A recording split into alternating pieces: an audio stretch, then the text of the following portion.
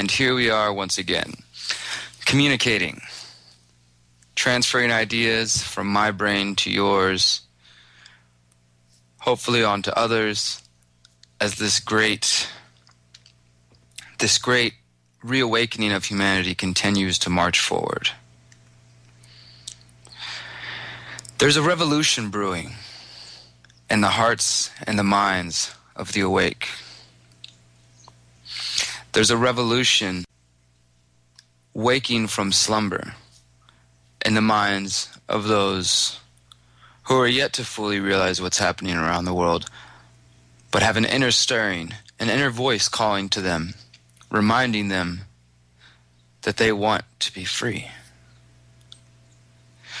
Sometimes you see traces of this revolution on the street. You see people marching. You see signs being held and flyers being passed out and voices speaking through megaphones. Occasionally, you hear the revolution over the radio or through the internet. Sometimes you might even smell the revolution growing in your garden. But ultimately, this revolution remains in the hearts and minds of the individual. And that is you, and that is me. Together, as we spread this message of liberty, of true freedom, of self-rule, of responsibility, of mutual aid, of voluntary association, if we spread these ideas of freedom, they continue to grow. And ultimately, we will reach a tipping point where the ideas of freedom have overtaken the ideas of statism, the idea of government as parent figure or savior. And when we reach that point, and we will, we'll look back on the past, our current present, and wonder how we ever even lost the idea of freedom. It'll seem so obvious, like it's been there the entire time waiting for us. Because it is. And there are those who have not yet found this message.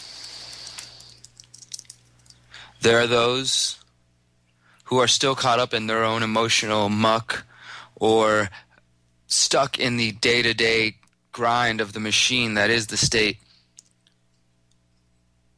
attempting to give purpose to their lives, give purpose to the drudgery that we're told is just a part of life. That every good, honest person should be working a 9-to-5 job, should be a slave to the very system that we're told we need to exist. And these people who find themselves in these situations, there's nothing wrong with them. They're not sheeple. They're human beings, just as you or I, who have not yet come across this message. Does that mean we're the chosen ones and they are somehow lost in the wind? Not at all. There's no difference between you or anyone else who has not yet heard this message. We were all once in that place. And the only way we came to this place, where we consider ourselves to be aware or awake or in the process of educating ourselves so that we can move past these things, is because other people chose to keep the message alive and to pass it back to us. Now, as people begin to let go of this facade, this belief that we need the state, and people begin to wake up to the corporations and to the banks and to the way that they work together with the state, and they realize not only the power of the message of liberty, because that is definitely one step, and I know some of you got that, but then go even further and recognize that it is not just the state itself, but that there are people who run the state and control the state. There are a global conspiracy of men, women, and other elite around the world from all countries conspiring together to enact a global state. Only with this knowledge can we truly move forward. Otherwise, we're just chopping at the branches, and what I'm ultimately trying to do is to strike the root of this very global system, this very global state that we have been given, and bring it down once and for all. And in its place, who knows what we can create?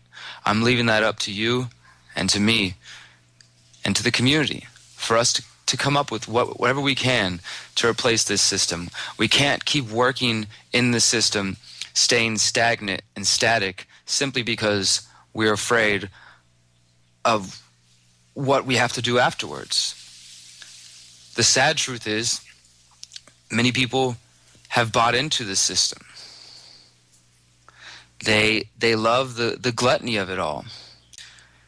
And in order for some of these people who have bought into the system, and again, there's nothing wrong with them, there's nothing that makes you or I any better than them. I truly believe that humanity in its purest state, without us competing to control each other, and the idea of duality of us as light and them as darkness, without that idea we could all coexist.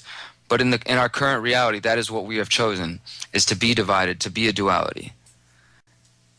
And once those people who are blind to the matrix are confronted with this information, they are also confronted with a choice, either to wake up to this and to recognize that there is a global conspiracy and that the idea of freedom and liberty has been suppressed in the minds of the masses.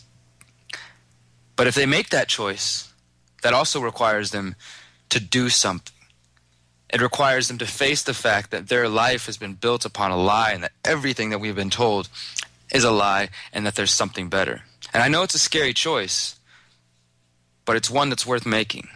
So when you see or find yourself, friends, family, who are relying on the state, and that is what keeps them from wanting to question, confront them with information. Confront them with an education about what's really taking place in the world.